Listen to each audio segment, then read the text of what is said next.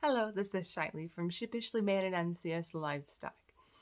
Today I wanted to show you just what a felting needle looks like and some of the characteristics of a felting needle and maybe some tips on how to use them. So felting needles is what you use to needle felt essentially. So this is a felting needle. This is like a general use needle I like to use.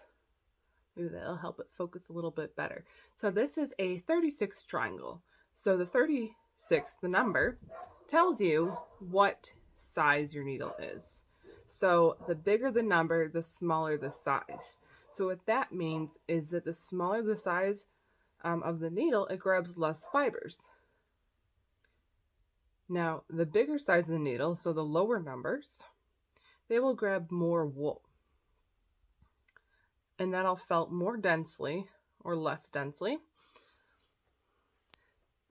So the needle here, this is a triangle, so it has three sides. There are several different types of felting needles. And on the end here, so if you can see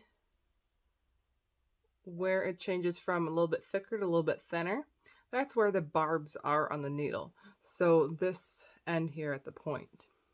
So it has these barbs on here. If you run your finger gently over the needle, you can feel them. And that's what grabs the wool and entangles it together to produce felt.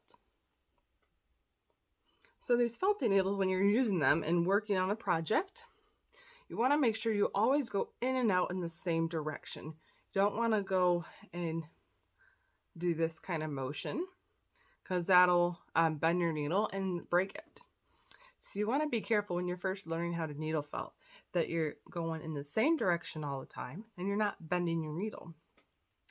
That'll reduce the wear on your needle and prevent breaking. When I first started needle felting, I broke many needles and it took a long time to get the hang of it. So if that happens to you, that can be fairly normal.